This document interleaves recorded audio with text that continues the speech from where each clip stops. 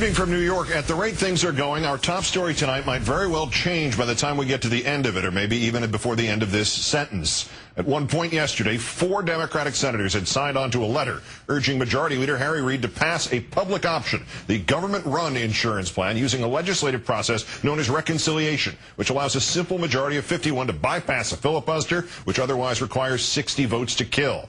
That figure of 4 senators had doubled by the afternoon. In the 24 hours since, it has more than doubled again. The White House not commenting, but as of now, 18 senators are on the record asking Majority Leader Reid to pass the public option, which has broad public support and enjoying majority support among independent and Democratic voters, using a process so uncontroversial historically that it was also used to pass children's health insurance and the COBRA insurance anyone who's ever left a job without another one waiting knows about all too well. The newest signatories: Barbara Boxer, Roland Burris, Dianne Feinstein, Frank Lautenberg, Barbara Mikulski, Jack Reed, Bernie Sanders, Chuck Schumer, Jeanne Shaheen, and Tom Udall. They join Michael Bennet, Sherrod Brown, Al Franken, Kristen Gillibrand, John Kerry, Patrick Leahy, Jeff Merkley, and Sheldon Whitehouse. Declining to sign this letter, according to the blog Firedog Lake, Mary Landrieu, Joe Lieberman, and Blanche Lincoln.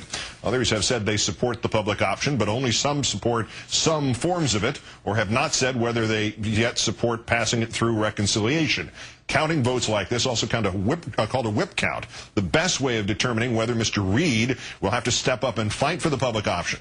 We'll do a full whip count with our first guest presently.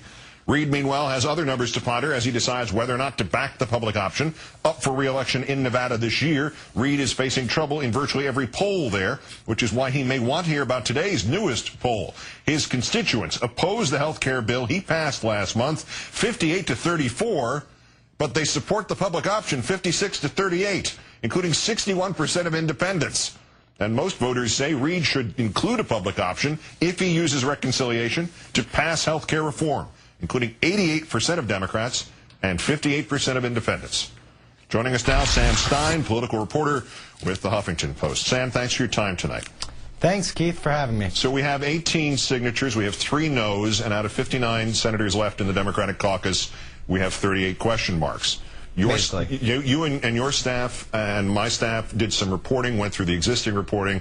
I want to get your breakout on the list that we've come up with of senators. We have a reasonable expectation we'll vote yes if push comes to shove. And the list is as follows: Daniel Akaka, Max Baucus, Mark Begich, Bingaman, Ben Cardin, Bob Casey, Chris Dodd, Dorgan, Durbin, Hagan, Harkin, Tim Johnson, Ted Kaufman, Klobuchar, Cole, Carl Levin, McCaskill, Menendez, Patty Murray, Bill Nelson, Harry Reid, of course, Rockefeller, Specter, Stabenow, Tester, Mark Udall, and Ron Wyden. Are these reliable yeses, all of them? More or less. All those senators that you listed there have in the past said they supported the public option conceptually, some more than others. And so it stands to reason that they would vote for it if it came up for vote using reconciliation. The key names there are Harry Reid, Max Baucus, and Chris Dodd, all of who have been integrally involved in getting health care passed to begin with. They're not coming out in favor specifically right now for using reconciliation, but if one of them did, it would indicate that this process is being taken very seriously by leadership, and that it actually might have a chance to come to a vote, which is the key matter. We'll get to the no's, but I actually think these question marks, these uncertains, we're uncertain, never mind whether or not they are far more interesting, and that is a shorter list. Evan Bayh, Maria Cantwell, Tom Carper, Feingold, Daniel Inouye, Mark Warner, and Jim Webb, and at least 2 of those are a little surprising, aren't they?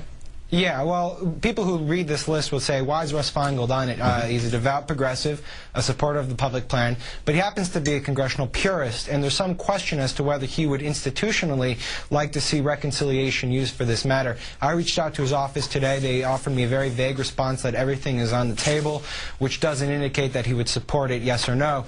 Another name that might be surprising for people on that list is Evan Bayh for exactly the opposite reasons. Everyone assumes that the retiring Indiana Democrat would be a no vote on the public option. In fact, his staff tells me specifically tonight that he's never actually explicitly said that he doesn't support the public plan. And also, in an interview he did earlier today on NPR, he suggested that he would support the use of reconciliation to pass health care legislation if it was the last option. Whether that extends to passing the public option is a big question mark going forward. And, of course, obviously, Bayh can vote his conscience entirely on that. Well, yes. Now that he's no longer running for re-election, of course. Now, the final handful that we're not holding out hope for, Byrd, Conrad, Ben Nelson, and Mark Pryor, I presume they're all prepared to be the single vote that shoots this down, but the question is, with all these names and numbers thrown out, where are we numerically, and how fixed do you think the numbers are? Well, I talked to a couple of Senate aides, and I've talked to some strategists who have worked on this campaign specifically, and they say that it's so much up in the air that you can't really tell where it's going. With Conrad, again, it's institutional concerns about using reconciliation for this path forward. But that said, some people think he could be persuaded to vote yes. Same with Mark Pryor. With Ben Nelson, you have him opposing the public option on policy grounds, although his reasons sort of ring political.